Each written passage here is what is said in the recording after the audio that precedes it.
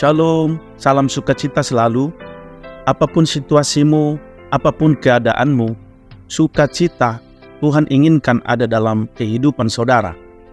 Kiranya damai sejahtera dari Tuhan menyelimuti setiap kehidupan kita sekalian.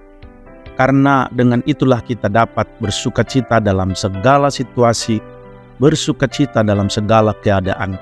Haleluya. Saudaraku, sebelum kita mendengarkan firman Tuhan, marilah kita berdoa.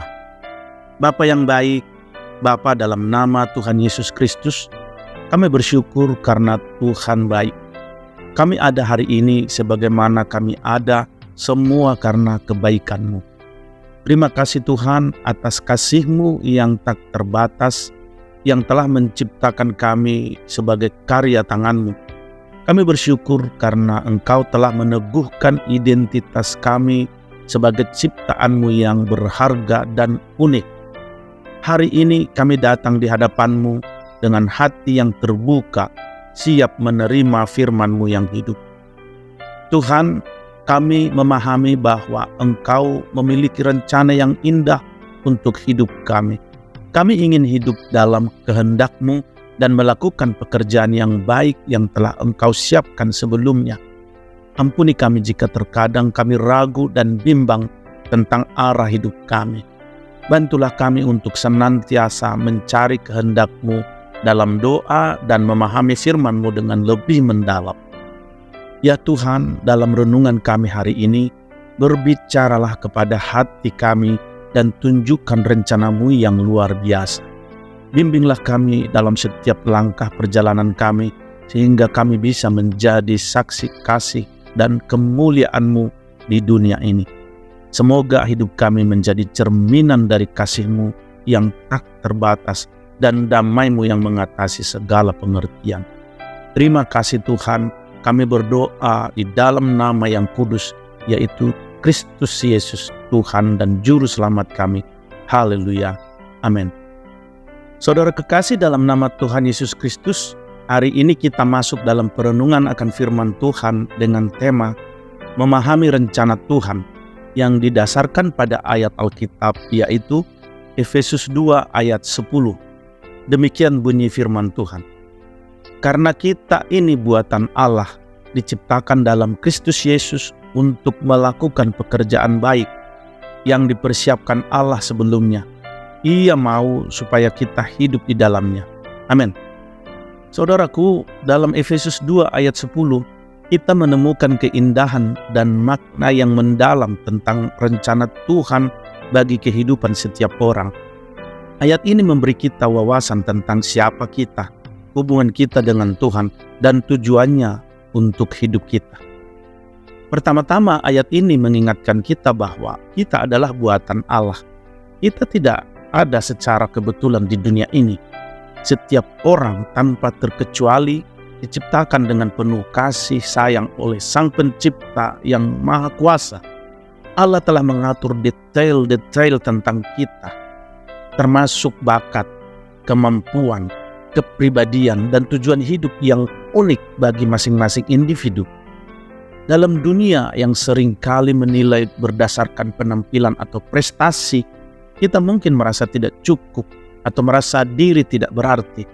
Namun Efesus 2 ayat 10 mengingatkan kita bahwa kita berharga di mata Allah karena Dia telah menciptakan kita dengan penuh perhatian dan tujuan. Ayat ini juga menekankan pentingnya hidup dalam hubungan yang intim dengan Kristus Yesus. Ketika kita mempercayainya sebagai Juru Selamat dan Tuhan dalam hidup kita mengalami kelahiran baru dalam roh. Sebagai anak-anak Allah yang ditebus oleh darah Yesus Kristus, kita memiliki akses ke hadirat-Nya dan karyanya dalam kehidupan kita. Hidup dalam Kristus membuka jalan bagi kita untuk semakin mengenal hati Tuhan dan maksud-maksud-Nya.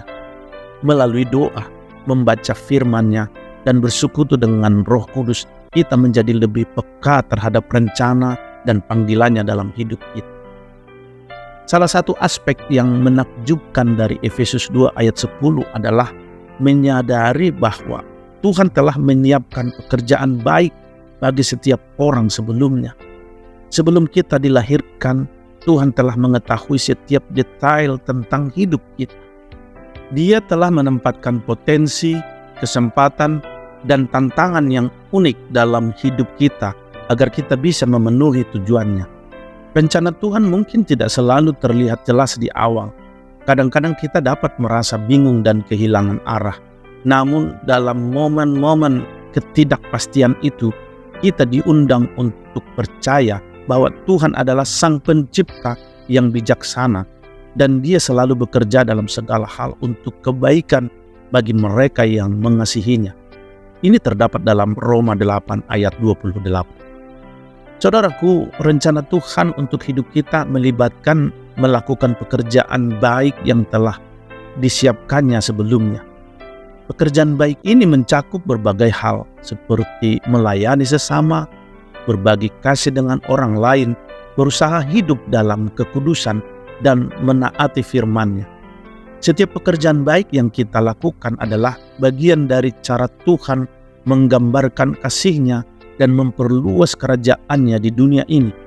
Kadang-kadang pekerjaan baik itu bisa menjadi hal-hal kecil yang tampaknya tidak berarti bagi dunia. Tetapi bagi Tuhan, semua yang kita lakukan dengan kasih adalah berarti dan berharga. Untuk memahami rencana Tuhan yang lebih mendalam, penting bagi kita untuk terus mencarinya dalam doa dan membaca firman-Nya. Dalam doa, kita dapat berbicara dengan Tuhan, membagikan hati kita, dan mencari petunjuk-Nya.